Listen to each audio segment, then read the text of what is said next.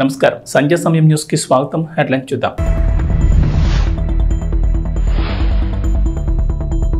ఢిల్లీలో ప్రధాని మోడీతో తెలుగు రాష్ట్రాల ముఖ్యమంత్రుల భేటీ, పలు అంశాలపై చర్చ.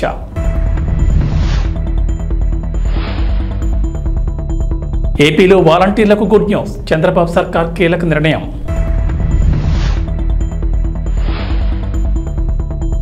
తెలంగాణ ప్రభుత్వ ఉద్యోగులకు గుడ్ న్యూస్, రేవంత్ సర్కార్ కీలక నిర్ణయం.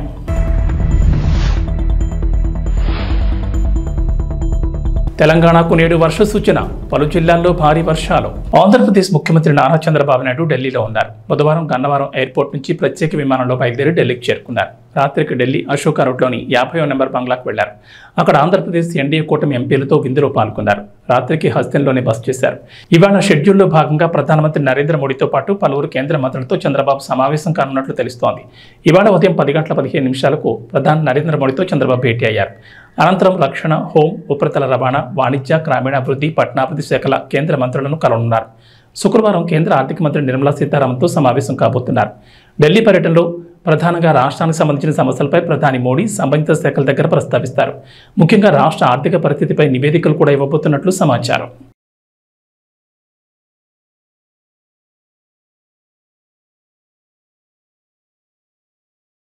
ఢిల్లీ పర్యటనలో తెలంగాణ సీఎం రేవంత్ రెడ్డి కూడా ఉన్నారు. నేటి సాయంత్రం ప్రధాని నరేంద్ర మోడీతో భేటీ కానున్నారు. గురువారమే ఇరువురు సమావేశం కావాల్సినప్పటికీ లోక్సభ సమావేశాల దృష్ట్యా అది వాయిదా పడింది. ఇవాళ సాయంత్రం ప్రధానితో భేటీకి సీఎం రేవంత్ రెడ్డికి అపాయింట్మెంట్ లభించినట్లు తెలిసింది. అయితే ఈ విషయమై రాష్ట్ర ప్రభుత్వం ఎలాంటి అధికారిక ప్రకటన విడుదల చేయలేదు.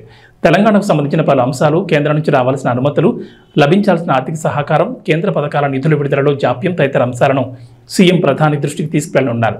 ఈసారి సమావేశంలో తెలంగాణకు సంబంధించి పాలమూరు రంగారెడ్డి ప్రాజెక్టుకు జాతీయ హోదా, బొగ్గు గనుల వేలంలో సింగరేణికి భాగస్వామ్యం కల్పించడం, సైనిక్ స్కూల్ ఏర్పాటు, రక్షణ శాఖకు చెందిన భూములను రాష్ట్రానికి అప్పగించడం, విభజన చట్టంలోని అపరిష్కృతంగా ఉండిపోయిన Kazipet railway coach factory, Bayyaram ఉక్కు పరిశ్రమ ఏర్పాటు, గిరిజన వర్సిటీకి నిధుల కేటాయింపు తదితర అంశాలను సీఎం రేవంత్ ప్రధాని మోడీ దృష్టికి తీసుకెళ్లనున్నారు. ఆంధ్రప్రదేశ్లో వాలంటీర్ల అంశంపై చర్చ జరుగుతోంది. వాలంటీర్ల వ్యవస్థను కొనసాగిస్తారా లేదా అంటూ అనుమానాలు వ్యక్తమవుతున్నాయి. అలాగే జూలై 4 పింఛన్ డబ్బుల్ని గ్రామ, వార్డు సచివాలయ ఉద్యోగులతో పంపిణీ చేయించడంతో వాలంటీర్లను కొనసాగించడం అనుమానమే అంటూ వైఎస్ఆర్సీపీ ఆరోపించింది. ఏపీ ప్రభుత్వం మాత్రం వాలంటీర్ల విషయంలో ఖచ్చితంగా మంచి నిర్ణయం తీసుకుంటామంటోంది. వాలంటీర్ల వ్యవస్థపై త్వరలోనే నిర్ణయం ఉంటుందనే అభిప్రాయాన్ని డిప్యూటీ సీఎం పవన్ కళ్యాణ్ సహా మంత్రులు వ్యక్తం చేస్తున్నారు. రాష్ట్రంలో వాలంటీర్ల అంశంపై ప్రభుత్వం త్వరలోనే నిర్ణయం తీసుకునే అవకాశం ఉందని అభిప్రాయాలు వ్యక్తమవుతున్నాయి. ఈ వ్యవస్థలో చేయాల్సిన మార్పులు, చేర్పులపై కసరత్తు చేస్తున్నట్లు తెలుస్తోంది. వాలంటీర్ల ఉద్యోగాన్ని కొంత నిర్దిష్ట కాలానికి పరిమితం చేయాలనే ఆలోచన ఉందట. ప్రతి 3 ఏళ్లకు ఒకసారి కొత్తగా వాలంటీర్లను నియమించాలనే ప్రతిపాదనలు ఉన్నాయంటున్నారు. అంటే 3 ఏళ్లకు మించి వాలంటీర్లను కొనసాగించకూడదని భావిస్తున్నారట. అంటే 3 ఏళ్లకు ఒకసారి వాలంటీర్ల నియామకం చేపట్టాలనే ఉద్దేశం ఉందట. వాలంటీర్లుగా ఉద్యోగాలు చేసేవారికి ఈ 3 ఏళ్లలో ఏదో ఒక వృత్తిపరమైన శిక్షణ ఇవ్వాలని, ఆ తర్వాత వారు మంచి ఉద్యోగం సంపాదించుకునే మార్గం చూపించాలని భావిస్తున్నారట. ఈ మేరకు వాలంటీర్ వ్యవస్థలో మార్పులు చేయాలనుకుంటున్నారట. వాలంటీర్ల విషయంలో ప్రజల నుంచి కూడా సలహాలు, సూచనలు తీసుకోవాలని, ఆ తర్వాత మార్పులు చేర్పులపై ఒక నిర్ణయానికి వచ్చే ఆలోచన ఉందంటున్నారు. వాలంటీర్ల వ్యవస్థకు సంబంధించిన కసరత్తు మొదలుపెట్టి త్వరలోనే మంచి నిర్ణయం తీసుకునే అవకాశం ఉన్నట్లు తెలుస్తోంది.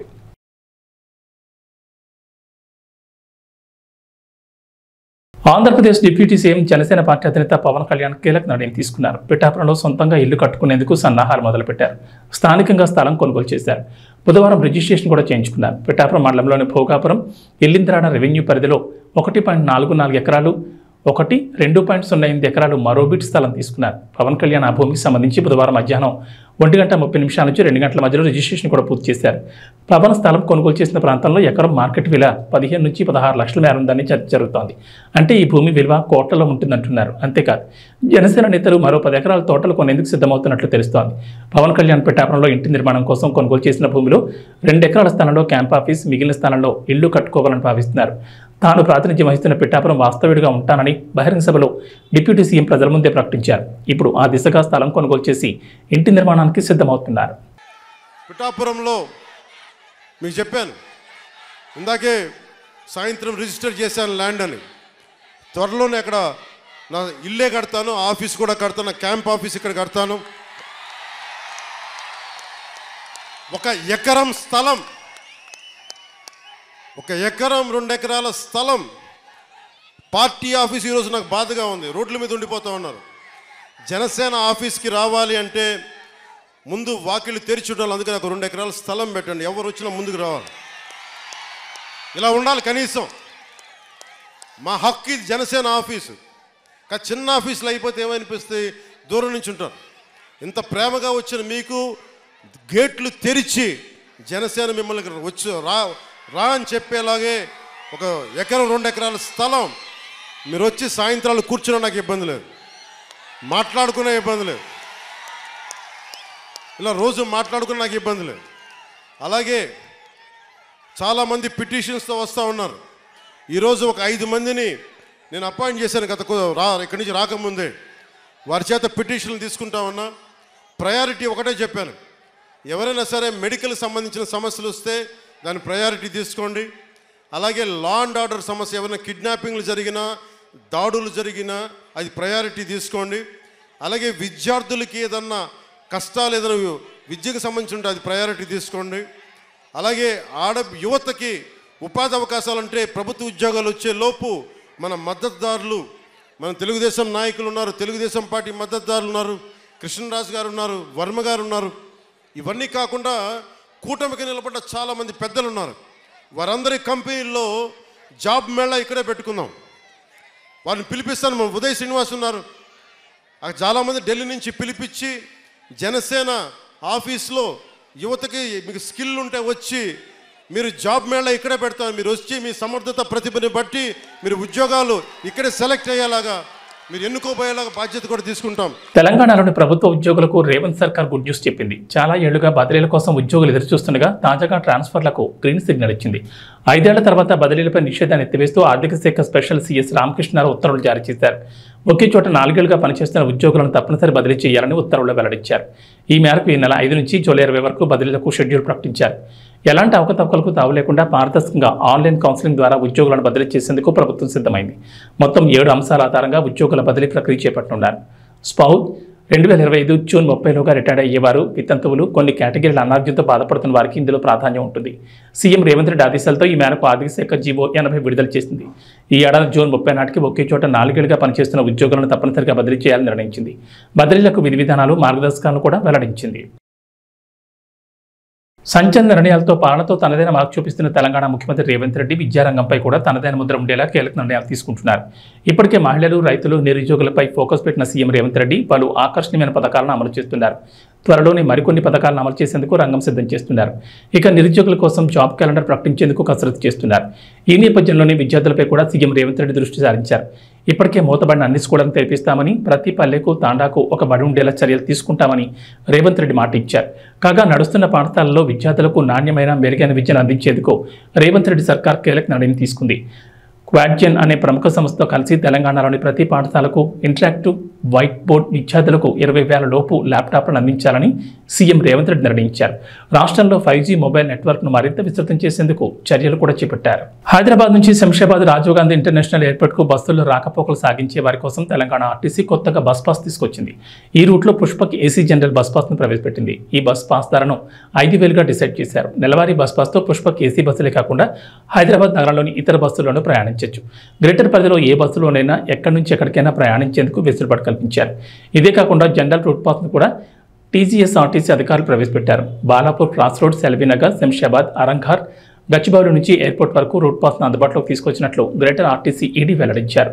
ఎయిర్పోర్ట్ వరకు రూట్ పాస్ ధరలు శంషాబాద్ నుంచి 2,000, అరంఘర్ నుంచి 3,000, బాలాపూర్ క్రాస్ రోడ్ నుంచి 3,000, ఎల్బీనగర్ నుంచి 4,000, గచ్చిబౌలి నుంచి 4,000గా నిర్ధారించారు. తెనాలి గవర్నమెంట్ హాస్పిటల్లో రాష్ట్ర మంత్రి నాదెండ్ల మనోహర్ తనిఖీ చేశారు. ఈ సందర్భంగా హాస్పిటల్ ఆవరణలో పరిశుభ్రత పాటించాలని, లేకపోతే కఠిన చర్యలు తీసుకుంటామని హెచ్చరించారు. ఏం పేరు మీది? Vijayasarathi sir.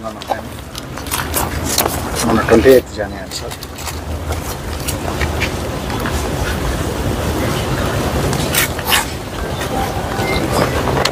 One week. Okay sir. I'm giving you only 1 week. మొత్తం I want everything clean. Parking పెట్టుకోవచ్చు, స్టాఫ్ పార్కింగ్ పెట్టుకోవచ్చు. Not there. Keep it lively environment. మన లోపల హాస్పిటల్ ఎంటర్ అవగానే సమ్ గ్రీనరీ అవి పెట్టి కొంచెం maybe that can become a creche also. కదా, next that where you kept that COVID centre, that can become a creche, small play ground లాగా for kids. వేరేనా మీ శానిటేషన్ అయినా? నెక్స్ట్ టైం మీరు ఒక పుస్తకం పెట్టుకుని చెప్పినవన్నీ రాసుకోండి. అర్థమైందా? నేనేమి పిక్నిక్ కోసం రాలేదు, విజిట్ కోసం వచ్చినప్పుడు జాగ్రత్తగా ఉండండి. మీరు మొత్తం ఇవన్నీ కూడా క్లియర్ చేయించండి మొత్తం అన్ని. మొత్తం క్లీన్ చేయించాం. ఇది ఓపెన్ యాక్సెస్ ఫ్రీగా ఉండాలి.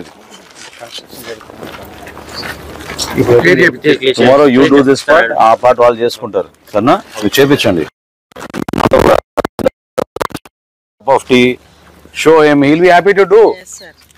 When you don't want to work, what can you do?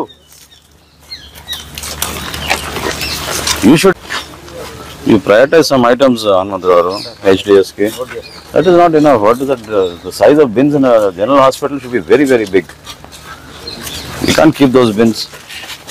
ఇక్కడే సగం రోగాలు వస్తున్నాయి. ఆ వాసన, ఆ పరిస్థితి చూస్తుంటే చూడండి ఎట్లా ఉంది.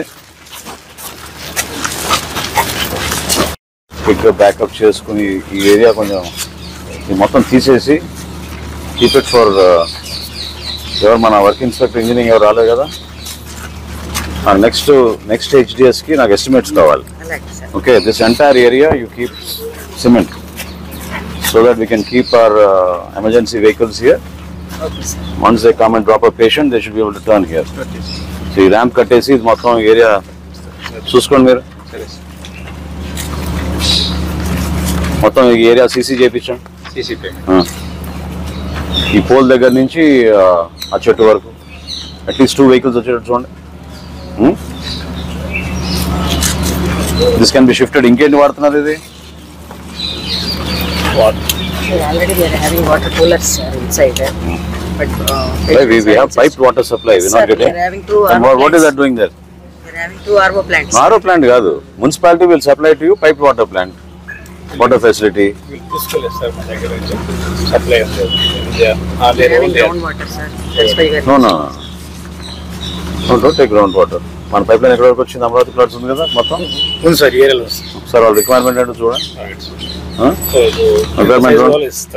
Will give you water from Krishna river. మీకు అంతగానే ఏం కావాలి? మీరు ఎందుకు అనవసరంగా ఇవన్నీ పెడుతున్నారు? అది చూడండి అసలు పరిస్థితి అక్కడ. అసలు దిస్ ఇస్ ద వే మనం హాస్పిటల్లో శానిటేషన్ పెడతాం. ఇంకా బయట గురించి ఏం మారుతాం? ఎన్ని రోజులైంది అన్నారు మీరు వచ్చి? విజయ్ కృష్ణ మీ పేరు? ఎన్ని రోజులైంది? 20 days sir. 20 days. Issue memo to him. I thought 4 days. Okay? Issue memo, put up the memo in the HDS.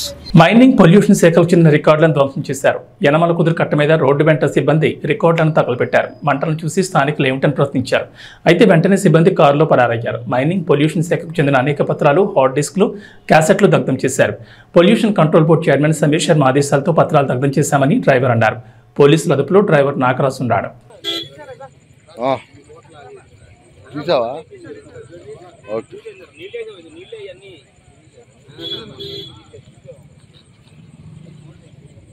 ఆ మోటార్లు చూడు నారాజు.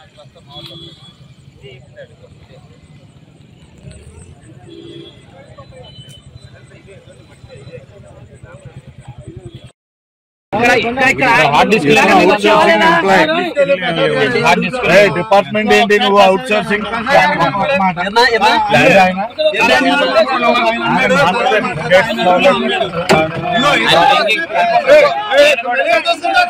ఈయన కూడా డ్రింకింగ్ లో ఉన్నాడు.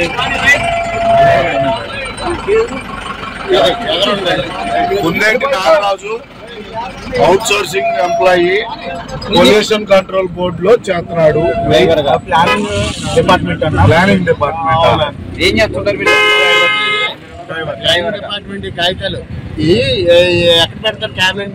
ప్రభుత్వ హాస్టల్లో మౌలిక సదుపాయాలు మెరుగుపరిచి విద్యార్థులకు ఉత్తమ బోధన అందించేందుకు అవసరమైన అన్ని చర్యలు తీసుకుంటామని రాష్ట్ర సాంఘిక సంక్షేమ శాఖ మంత్రి స్వామి అన్నారు. కలెక్టర్ అన్సారియా, ఎమ్మెల్యే దామచర్ల జనార్దన్తో కలిసి ఒంగోలు భాగ్యనగర్లో ఉన్న భద్రుల పాఠశాలను, సాంఘిక సంక్షేమ హాస్టల్ను ఆకస్మిక తనిఖీ చేశారు. హాస్టల్లోని బాలికలకు అందుతున్న వసతులు మరియు వారి సమస్యలను స్వయంగా అడిగి తెలుసుకున్నారు. ఈ సందర్భంగా విద్యార్థులు హాస్టల్లో పలు సమస్యలను మంత్రి దృష్టికి తీసుకొచ్చారు. విద్యార్థులకు వారికి కావాల్సిన మౌలిక సదుపాయాలను వెంటనే అందించాలని సంబంధిత అధికారులను మంత్రి ఆదేశించారు. రాష్ట్రంలోని అన్ని ఎస్టీ, బీసీ హాస్టల్లో మౌలిక సదుపాయాలు పెంపొందించి వారికి నాణ్యమైన విద్యతో పాటు నైపుణ్యాన్ని కూడా పెంచేందుకు రాష్ట్ర ప్రభుత్వం అన్ని చర్యలు తీసుకుంటుందని మంత్రి తెలిపారు. ఈ కార్యక్రమంలో మంత్రితో పాటు సాంఘిక సంక్షేమ శాఖ డిప్యూటీ డైరెక్టర్ లక్ష్మణాయ్, దివ్యాంగుల సంక్షేమ శాఖ సహాయ సంచాలకులు అర్చన, ఒంగోలు ఆర్డీఓ సుబ్బారెడ్డి తదితరులు పాల్గొన్నారు.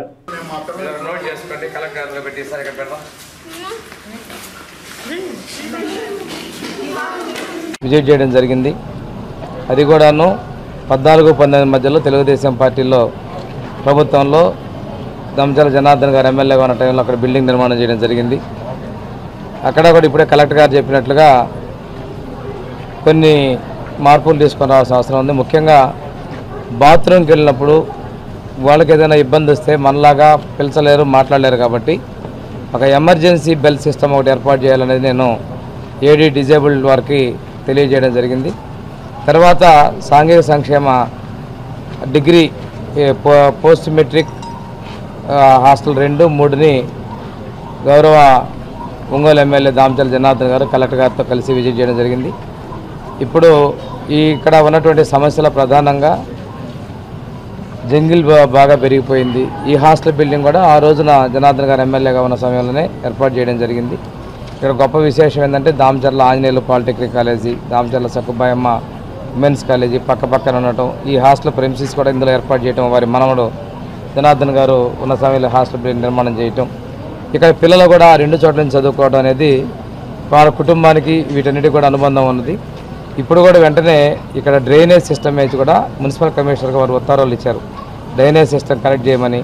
తర్వాత వాటర్ సరిపోయినంత లేకపోతే ఇంకో సంపు నిర్మాణం చేసి సఫిషియెంట్ వాటర్ ఇవ్వమని అడిగారు. పిల్లలు ఉప్పు నీళ్ళు వస్తున్నాయి, అన్నిటికీ ఇబ్బందులు పడుతున్నామని చెప్పినందువల్ల టాయిలెట్స్ లోపల ఇంటర్నల్గా ఏమన్నా మార్పుల కోసం కలెక్టర్ గారు నేను ఏదో విధంగా సిఎస్ఆర్ గ్రాంట్ అయినా తీసుకొని డెవలప్మెంట్ చేస్తామన్నారు. రెండోది ఈ ఇక్కడ కూడా ప్రెమిసెస్ల లైట్లు కూడా ఏర్పాటు చేయించాలి.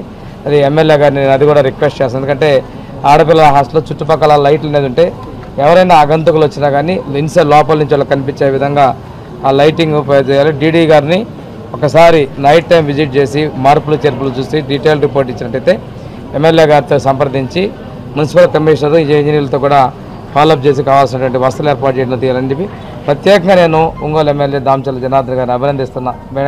సమస్యలు చూసిన వెంటనే మున్సిపల్ కమిషనర్ గారితో వీటి పరిష్కారం చొరవ తీసుకున్నందుకు, మిగిలిన వసతి ఏర్పాట్ల కోసం కూడా మేము కలెక్టర్ గారు కూడా చొరవ తీసుకున్నందుకు వారిని కూడా నేను అభినందిస్తూ, ఇదే విధంగా రాష్ట్ర వ్యాప్తంగా ఉన్న ప్రభుత్వ హాస్టల్, అది సాంఘిక సంక్షేమ కావచ్చు, గిరిజన సంక్షేమ కావచ్చు, వెనుకబడిన వర్గాల సంక్షేమ హాస్టల్, వీటన్నింటినీ కూడా మనం అభివృద్ధి తీసుకురావడంలో ముఖ్యమంత్రి గారు చొరవ ఉన్నారు.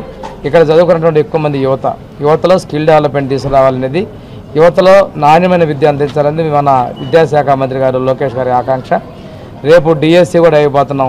ఏ రోజైతే మేము ఎన్నికల్లో చెప్పినట్లుగా ఆ డిఎస్సి కూడా సోషల్ వెల్ఫేర్ డిపార్ట్మెంట్ నుంచి జిల్లా స్థాయిలో ఉచితంగా శిక్షణ కూడా మేము ఇవ్వబోతా ఉన్నాం. పిల్లలకు కూడా ఈరోజు కలెక్టర్ గారు, అదేవిధంగా గౌరవ ఎమ్మెల్యే గారు, నేను కూడా చెప్పడం జరిగింది, చదువుకొని మంచి భవిష్యత్తు ఉండాలి. మనం చదువుకున్నందుకు తల్లిదండ్రులు మనమే ప్రేమను చంపుకొని వారి అభిమానాన్ని దూరంగా పెట్టుకొని బిడ్డలు ప్రయోజనం కావాలని చెప్పి చేసినందుకు దానికి ఉపయుక్తంగా మేము చదువుకోవాలని చెప్పేసి పిలుపునివ్వడం జరిగింది. ఈ సందర్భంగా కాలేజీ సిబ్బంది కూడా కలవడం జరిగింది. వారు కూడా మేము నాణ్యమైన విద్యలో ముందుంటామండి, ప్రభుత్వం యొక్క సూచనల ప్రకారం నడుచుకుంటామని చెప్పినందుకు ముందుకు తీసుకుంటూ తప్పనిసరిగా హాస్టల్ మెరుగు కోసం మేము కృషి చేస్తామని తెలియజేస్తున్నాం. పవన్ కళ్యాణ్ ప్రస్తుతం తన సినిమాల మీద ఓ క్లారిటీతో ఉన్నారు. డిప్యూటీ సీఎంగా పదవి బాధ్యతలు తీసుకున్న తర్వాత క్షణం తీరిక లేకుండా ప్రజాసేవలోనే ఉంటున్నారు. ప్రతి వ్యవస్థను మూలాల్లోకి వెళ్లి అవినీతిని అంతం చేయాలని పాటుపడుతున్నారు. అధికారులందరినీ పరుగులు పెట్టిస్తున్నారు. ఇక పిఠాపురం నియోజకవర్గ అభివృద్ధిని ఆయన మరింత ప్రత్యేకంగా తీసుకున్నారు. అందుకే సినిమాలకు తాను డేట్లు ఇవ్వలేనని నిర్మాతలకు క్షమాపణ చెప్పారు. కనీసం రోడ్లైనా బాగు చేయకపోతే మళ్ళీ మీరే తిడతారు కదా అంటూ నవ్వుతూ అనేశారు. అయితే అశ్వినిదేవ్ తాజాగా ఓ విషయాన్ని బయటపెట్టేశారు. ఓ ఇంటర్వ్యూలో మాట్లాడుతూ టిక్కెట్ల రేట్ల మీద పవన్ కళ్యాణ్ అన్న మాటల్ని ఆయన అభిప్రాయాన్ని చెప్పేశారు. నార్త్లో ఉన్నట్లుగా 1000-2000 పద్ధతిని ఇక్కడ కూడా తీసుకొద్దామా అని నిర్మాతలకు సూచించారట. కానీ అది మన తెలుగు వరకు వర్కౌట్ కాదని నిర్మాతలు వద్దన్నారని, ఒకవేళ అదే కనుక పాటించుంటే టిక్కెట్ రేట్లు అమాంతం పెంచుంటే పరిస్థితి ఇంకోలా ఉండేది. 500 టిక్కెట్ రేట్లు ఉంటేనే ఇక్కడ జనాలు సరిగ్గా చూడడం లేదు. ఒకవేళ 2000కు టిక్కెట్ రేట్ను పెంచితే మాత్రం ఫ్యాన్స్ తప్ప మిగిలిన జనమంతా కూడా ఓటీటీని నమ్ముకునేవారు. కానీ మన నిర్మాతలు అత్యాస వద్దని అనుకున్నారేమో, 500 టికెట్ రేట్తోనే సరిపెట్టుకున్నారు. పవన్ కళ్యాణ్కు తన సినిమాల మీద ఉన్న క్లారిటీ చూస్తుంటే మాత్రం అందరికీ ఒకటి అర్థమవుతుంది. ఉస్తాద్, ఓజీ, హరిహర వీరమల సినిమాలు ఇప్పట్లో పూర్తి కావు. ఆయన ఇచ్చే 2-3 రోజుల్లోనే షూటింగ్ చేయాల్సి ఉంటుంది. ఎక్కువ రోజులు డిమాండ్ చేసే పరిస్థితి ఉండదు. పైగా ఇందులో ఉస్తాద్ పూర్తిగా పొలిటికల్ సెటైర్లతో ఉంటుంది. అప్పుడంటే పవన్ కళ్యాణ్ ఎమ్మెల్యేగా గెలవలేదు. అప్పటి పరిస్థితులు తగ్గట్లుగా హరిశంకర్ సెటైర్లు రాసి ఉంటాడు. కానీ ఇప్పుడు పూర్తిగా మారింది. ఇప్పుడు అదే స్క్రిప్ట్ని తీస్తే కుదరదు. మరి హరిశంకర్ ఏం చేస్తాడో చూడాలి. హరిహర విరమణ గురించి అయితే ఎవరూ పట్టించుకోవడం లేదనిపిస్తోంది. ఒక ఓజీ మాత్రమే అందరి దృష్టిని ఆకర్షిస్తోంది. అభిమానులు కూడా ఓజీ కావాలని అంటున్నారు. అందుకే ఓజీ బాగుంటుంది చూద్దరు కానీ బహిరంగ సభలోనే పవన్ కళ్యాణ్ అన్నారు. అంటే ఈ 3 చిత్రాలను మాత్రమే పవన్ కళ్యాణ్ పూర్తి చేస్తారని, ఇతర ప్రాజెక్టులను ఒప్పుకోరని అర్థమవుతోంది. ఓజీయా సినిమాలు చేసే టైం ఉందంటారా?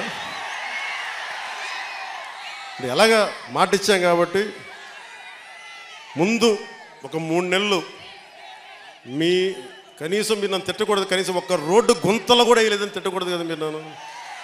కనీసం గ్రామాలకి కొత్త రోడ్ల కంటే ముందు రోడ్లు గుంతలు పూడ్చి, పాట్ హోల్స్ పూడ్చి, మళ్ళీ మీరు తిట్టకూడదు కదా. నిన్ను ఎన్నుకుంటే మళ్ళీ నువ్వు వెళ్ళి ఓజీ చేస్తామని మనల్ని క్యాజీ అంటే నేను ఏం చెప్పను. ఒక భయంతో మా నిర్మాతలు కూడా చెప్పాను, కొంచెం క్షమించాలి. మా రాష్ట్ర మా ఆంధ్ర రాజ్య ప్రజలకి మేము కొంత కనీసం సేవ చేసుకొని కుదిరినప్పుడల్లా ఒక 2 రోజులు 3 రోజులు మీకు షూటింగ్ చేస్తాను, ఎక్కడ పనికి అంతరాయం రాకుండా. ఓజీ చూద్దరు కానీ బాగుంటుంది.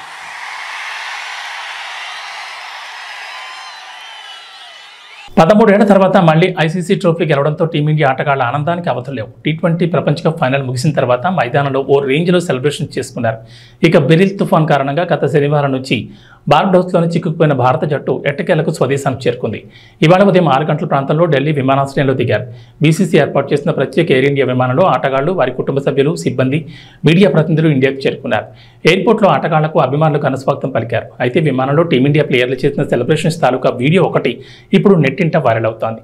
ఈ వీడియోను బీసీసీ తన అధికారిక ఎక్స్ ఖాతా ద్వారా అభిమానులతో పంచుకుంది. కెప్టెన్ రోహిత్ శర్మ ఫన్నీ ఎక్స్ప్రెషన్తో వీడియో మొదలైంది.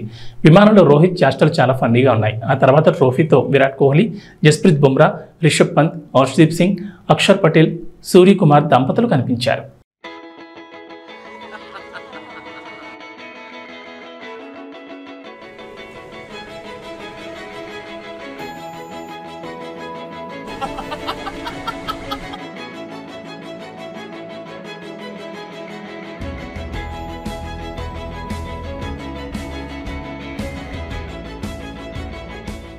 इस अमेजिंग फीलिंग मैन, इसके लिए काफ़ी मेहनत की है ये हाथ में आने के लिए. आई एम सो ब्लेस कि मैं आज ये ट्रॉफी और ये ब्यूटीफुल मेंबर जो प्लेइंग 11 जो टॉप 15 है, तो बहुत ही अच्छा लग रहा है. So excited.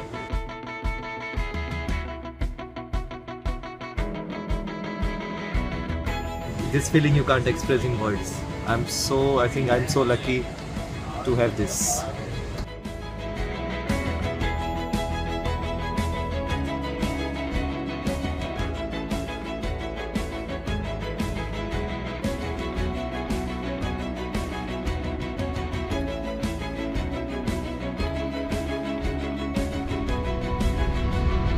ఇక వాతావరణ విషయానికి వస్తే తెలంగాణలో వర్షాల కోసం రైతులు ఎదురు చూస్తున్నారు. ఇప్పటికే విత్తనాలు విత్తుకోక గింజలు మొలకెత్తాయి. అయితే మొక్కలు ఏపుగా పెరిగేందుకు వర్షంపై ఆధారపడాల్సిన పరిస్థితి. ఈ నేపథ్యంలో హైదరాబాద్ వాతావరణ కేంద్రం అధికారులు అన్నదాతలకు గుడ్ న్యూస్ చెప్పారు. నేటి నుంచి 5 రోజుల పాటు రాష్ట్రంలో విస్తారంగా వర్షాలు కురుస్తాయని చెప్పారు. నైరుతి రుతుపవనాల తోడు ఉపరితల నుంచి వీస్తున్న గాలుల ప్రభావంతో వర్షాలు పడతాయన్నారు. ముఖ్యంగా ఉత్తర తెలంగాణ జిల్లాల్లో వర్షాలకు అవకాశం ఉందన్నారు. నిజామాబాద్, నిర్మల్, కొమరంభీం, ఆసిఫాబాద్, జగిత్యాల, భూపాలపల్లి, ములుగు, కొత్తగూడెం, ఖమ్మం, కరీంనగర్, వరంగల్, మహబూబాబాద్ జిల్లాలో భారీ వర్షాల ఛాన్స్ ఉందని చెప్పారు. ఈ మేరకు ఆయా జిల్లాలకు ఎల్లో అలర్ట్ జారీ చేశారు. ఇక దక్షిణ తెలంగాణ జిల్లాలైన మహబూబ్నగర్, గద్వాల, నారాయణపేట్, నల్గొండ, యాదాద్రి, సూర్యాపేట్, వికారాబాద్, సంగారెడ్డి, మేడ్చల్ జిల్లాలో జల్లులు పడే అవకాశం ఉందని వాతావరణ శాఖ అధికారులు తెలిపారు. ఏవీ బులెటిన్ విశేషాలు. నమస్కారం.